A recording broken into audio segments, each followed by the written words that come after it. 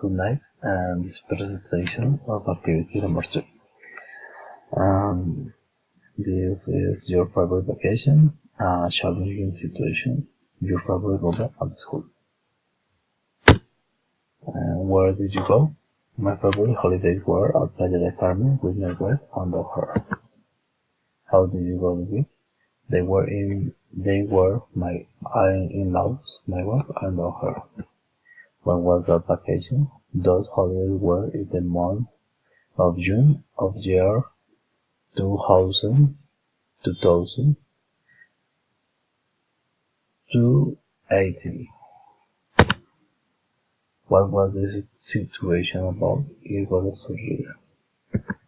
When did that situation happen? The surgery was in 2015.